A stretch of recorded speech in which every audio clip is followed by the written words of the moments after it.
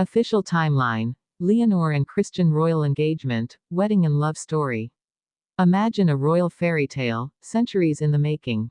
A future queen raised under the weight of history, a crown prince born into duty, two nations bound by monarchy, and yet, against every expectation, their lives intertwined in ways no one saw coming. But here's the shocker: what seemed like a carefully guarded royal protocol was actually driven by a private love story hidden from the public eye. And now, for the first time, we trace the official timeline, every secret meeting, every whispered rumor, every milestone that led to Princess Leonor of Spain and Prince Christian of Denmark stepping onto the world stage as a couple, and soon, as husband and wife. The story begins not in palaces or at official dinners, but in a moment so ordinary it feels almost unbelievable. Years ago, Leonor and Christian were both heirs in training. Leonor was at the Spanish military academy, preparing to shoulder the role of future commander-in-chief. Christian, meanwhile, was navigating Denmark's expectations as the eldest son of Crown Prince Frederik and Crown Princess Mary. They belonged to different worlds, yet their paths kept crossing at royal events, formal dinners, anniversaries, and state ceremonies where heirs are carefully observed but rarely truly seen.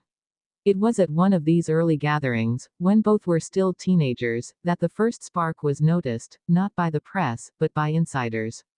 A glance across a long banquet table, a shared smile during an otherwise rigid photo call.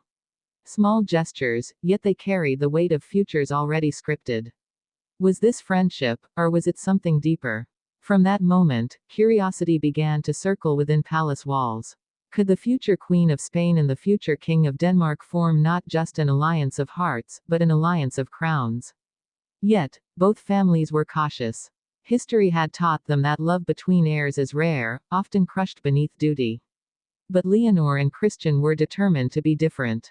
The timeline grows more intriguing as we move to their years of preparation.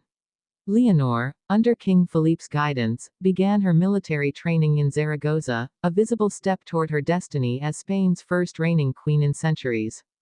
Christian, meanwhile, grew into his role as Denmark's heir, slowly stepping into public life beside his grandmother, Queen Margrethe.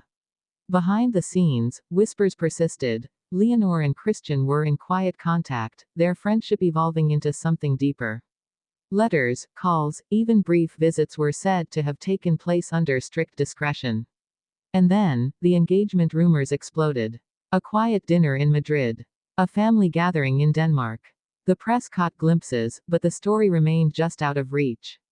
When would the truth emerge? The answer came suddenly, shaking Europe's monarchies: the official engagement announcement. The words were simple, but the meaning was seismic. Princess Leonor and Prince Christian would marry. But here's where the timeline reveals its true depth. The engagement wasn't just about two young royals falling in love.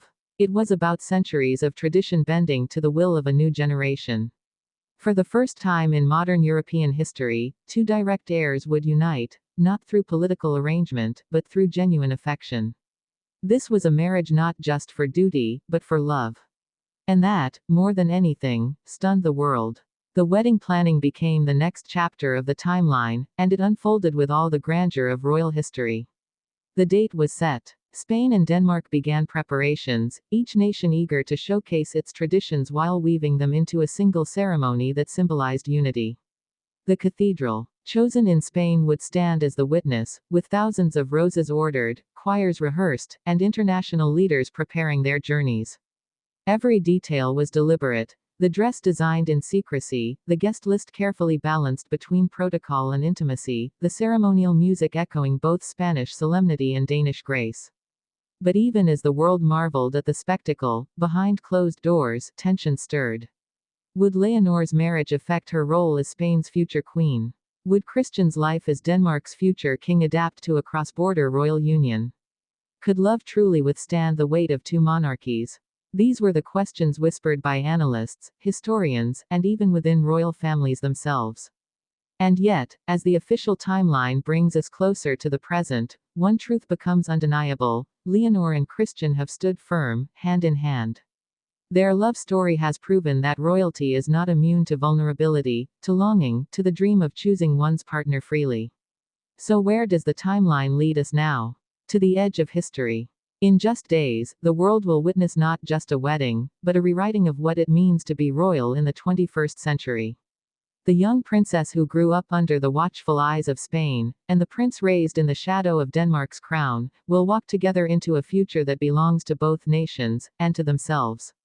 This is the official timeline.